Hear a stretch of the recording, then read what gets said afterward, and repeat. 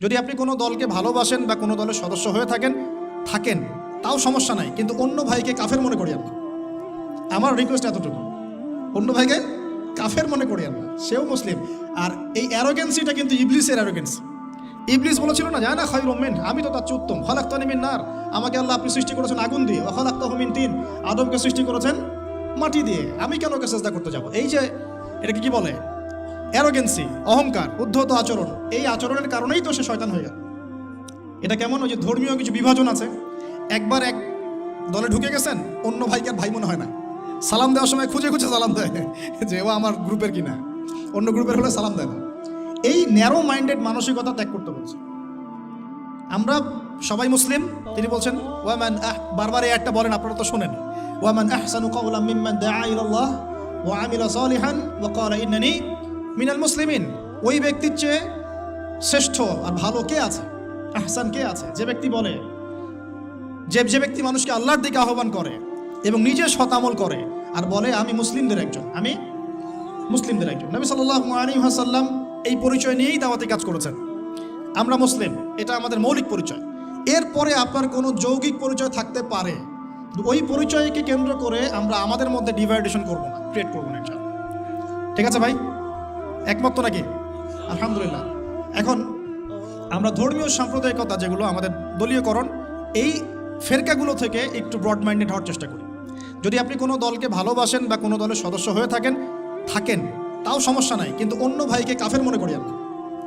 আমার রিকোয়েস্ট এতটুকু, অন্য ভাইকে কাফের মনে করিয়েন না, সেও মুসলিম।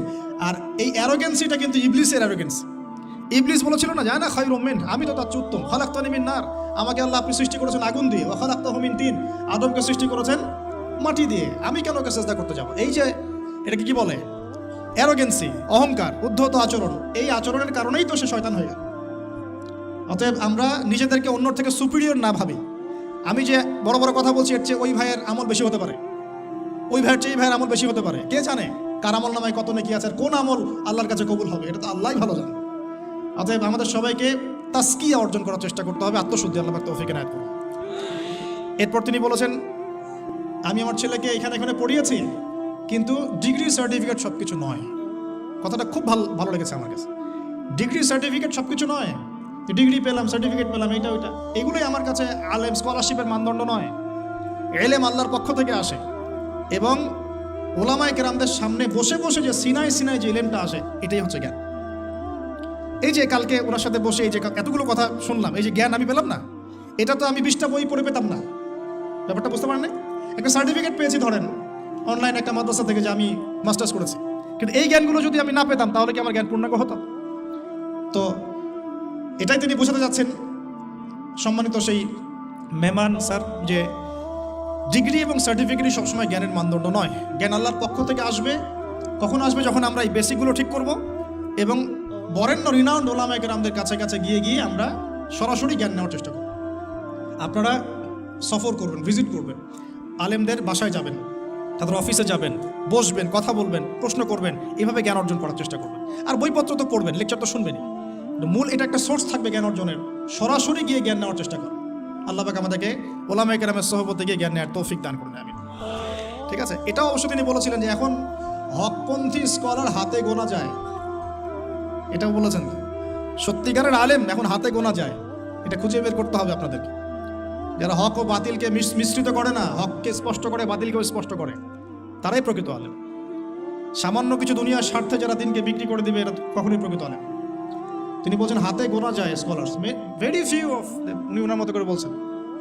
এখন তো খুব অল্প, হাতে গোনা। একটা সময় ছিল সলফে সালেহীনদের যুগে অগণিত ওলামায়ে কেরাম, অগণিত। এখন সত্যি হকপন্থী ওলামায়ে কেরাম হাতে গোনা যায়। আল্লাহ পাক তারপরে আমরা দোয়া করি, আল্লাহ পাক আমাদের সবাইকে হকপন্থী ওলামায়ে কেরামদের সহবত দান করুন, আমিন। এরপরে আমি একটা বড় প্রশ্ন করেছিলাম, যে প্রশ্নটা আমি অনেককেই করি, যে how to establish Islam in bigger reason আর গ্লোবাল সার্ফেস ইত্যাদি।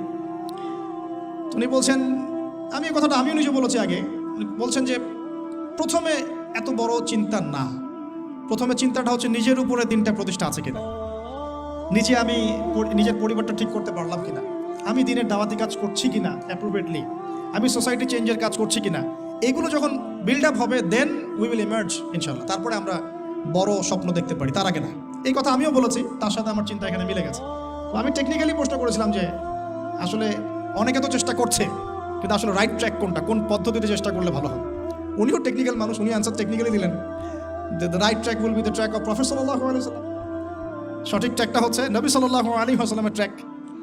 তো ওইটা কীভাবে বুঝবো? তাহলে নবীর জীবনী পড়তে হবে, কীভাবে নবী সাল্লাল্লাহু আলাইহি ওয়াসাল্লাম দাওয়াতি কাজ করলেন, দিনটা কায়েম করলেন, ওইটাই হলো সুন্নাহ।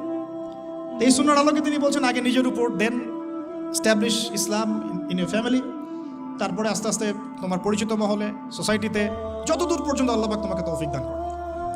আল্লাহ পাক আমাদের সবাইকে তৌফিক দান করুন, আমিন।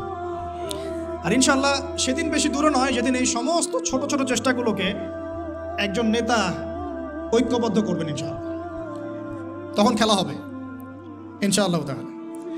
তারপরে আমি বলতে চাই, তিনি বলছেন, আরও বলেছেন যে লেখাপড়া করার ক্ষেত্রে জিজ্ঞাসা করছি, লেখাপড়া স্টাডি করার ক্ষেত্রে আমরা আসলে কোন কোন স্কলার বা কী কী বিষয়কে বেশি গুরুত্ব দিব। তিনি বলছেন এভাবে যে পূর্ববর্তী ওলামায়ে কেরাম যারা, বরেণ্য আগেকার ওলামায়ে কেরাম যারা, সালফে সালেহিন, তাদের কিতাব, তাদের বই, তাদের রিসোর্সগুলোকে বেশি প্রাধান্য দিতে হবে। কারণ তাদের কাছে ছিল একটা সুপ্রিম নলেজ, যেটা আমাদের কাছে এখন ওইভাবে নাই, আমরা ওই বইগুলোর উপর ডিপেন্ডেন্ট। তো পূর্ববর্তী ওলামায়ে কেরাম, বরেণ্য ওলামায়ে কেরামদের কিতাবাদিগুলো মোতাআলা করতে তিনি বেশি উৎসাহিত করছেন। আমিও এটাই আপনাদেরকে নসিহত করছি, আল্লাহ পাক তৌফিক দান করুন।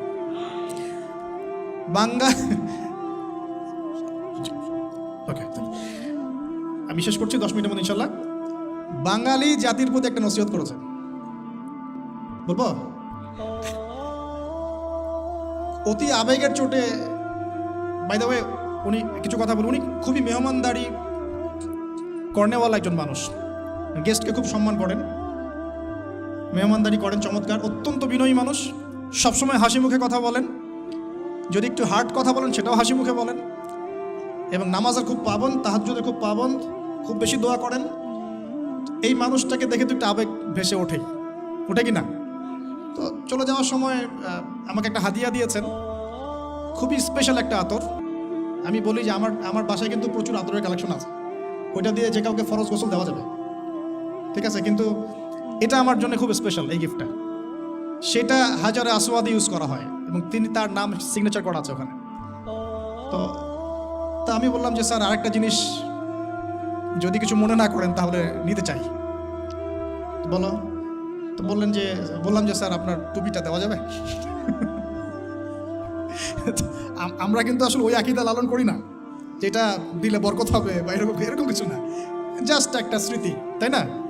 তো তিনি একটু বিরক্ত হলেন, বললেন যে তুমি লেকচারে পুরো বাঙালি জাতিকে বলবা বাংলাদেশিরা কেন টুপি চায় বারবার। মানে এই অভিজ্ঞতা তার আগেও হয়েছে আর কি, ঠিক আছে? টুপি চাইলে বাজার থেকে কিনতে বলো, 10 রিঙ্গেট, কত রিঙ্গেট লাগবে, 5 ringgit, cheap, very cheap, you can buy বলছে। তো বলছে তুমি উল্টা বাঙালিদেরকে বলবা তারা যেন টুপি না চায়, ঠিক আছে? তো ভাই আপনারা আল্লাহর ওয়াস্তে আর টুপি চায় না। আমার কাছে অনেকে চাইছে ভাই টুপিটা, আমার ওই একটাই টুপি, যে ব্ল্যাক টুপিটা ওটা একটাই, ওটা আসলে কিন্তু সেকেন্ড কপি নাই, ওটা আমার একটাই। তো এটা আপনারা কইরেন না, আমাদের জাতির মানিজ্যত রাখেন, ঠিক আছে? এর আগে একজনের কথা শুনেছি, যিনি দেখা করতে গিয়েছেন, টাইম দিয়েছেন উনি 5টায়, উনি 5 মিনিট পরে ঢুকেছেন। তখন যিনি ঢুকেছেন তাকে খুব সূক্ষ্মভাবে একটা অপমান করা হয়েছে, তোমরা বাঙালিরা একটু দেরি করেই আসো। আল্লাহর ওয়াস্তে আমরা আমাদের এই প্রবলেমসগুলা চেঞ্জ করে আল্লাহ পাক তৌফিক ইনায়াত করুন। আর সবশেষ তিনি বললেন যে আমার পরিবারের মহিলারাও দাওয়াতি কাজ করে, মাশাআল্লাহ। তা আমরা আমাদের দিনী বোনদেরকে এখানে যারা আছেন উৎসাহিত করব যে আপনারা আপনাদের পরিবারের অনেক বড় দায়িত্বশীল, এবং সত্যি কথা বলতে মা যদি ভালো হয় সন্তান ভালো হবে। এখন আমাদের প্রত্যেক পরিবারের পিতাকে হতে হবে ইব্রাহিমের মতো আলাইহিস সালাম, প্রত্যেক পরিবারের সন্তানরা হবে ইসমাইলের মতো আলাইহিস সালাম, এবং আমাদের মা বোনদেরকে হতে হবে হাজারা এবং সারা আলাইহিম আসসালামের মতো।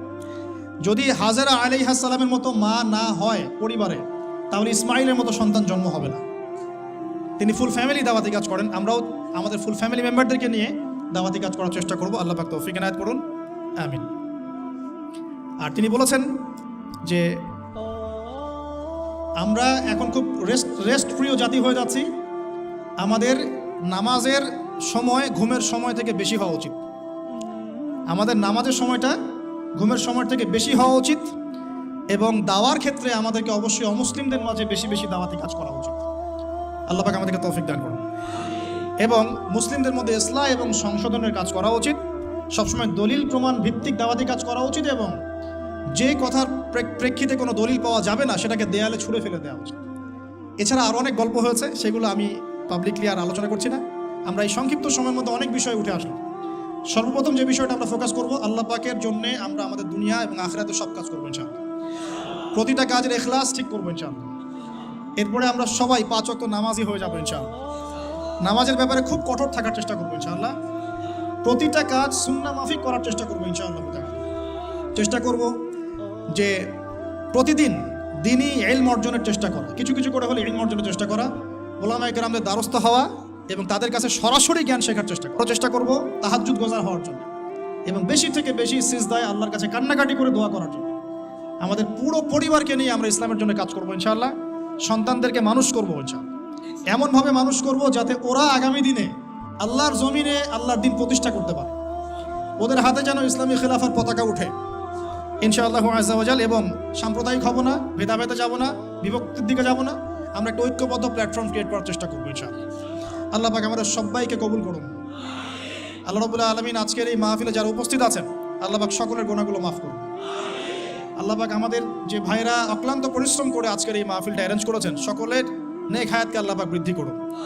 খাস করে আমাদের অডিয়েন্সের মধ্যে ইয়াং জেনারেশন যারা আছেন, আমাদের যুবক যুবতী ভাই বোনেরা, সবাইকে আল্লাহ পাক দিনের গভীর জ্ঞান অর্জনের তৌফিক দান করুন।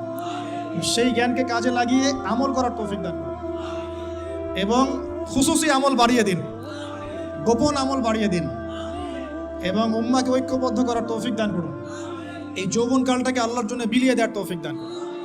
আল্লাহ সুবহানাহু ওয়া তাআলা আগামী দিনে দিন ইসলামের বিজয়ে আমাদের সবাইকে জান মাল সময় শ্রম ব্যয় করে দাওয়াত এবং জিহাদ করার তৌফিক দান করুন। আজকের মতো প্রিয় ভাইরা এখানে শেষ করতে বাধ্য হচ্ছি। আমার ফ্লাইট আছে, আমাকে চলে যেতে হচ্ছে। আপনাদের সবশেষে বলবো, পুরো মালয়েশিয়া যতগুলো প্রোগ্রাম হয়েছে, আপনাদের ব্যবহার, আপনাদের আতিথেয়তা, আপনাদের আন্তরিকতা, মেহমানদারিতা আমাকে মুগ্ধ করেছে আলহামদুলিল্লাহ। বারবার আসতে চাই। আর যদি কখনো হিজরত করে চলে আসতে হয়, আমার জন্য জায়গা একটু রাখেন, ঠিক আছে? আর আমার জন্যে, আমার পরিবারের জন্য, আমার সন্তান সবার জন্য দোয়া করবেন। আমরা আসলে সবাই ফুল ফ্যামিলি টুকটাক অসুস্থ আছে। আল্লাহ পাক যেন সকলকে শেফায়ে কামেলা দান করেন, আর দীর্ঘনেক হায়াতে তৈয়বা দান করেন। আল্লাহ পাকের জমিনে দিনের বিজয় অর্জন করা, নিয়ে আসার তৌফিক আল্লাহ পাক দান করেন।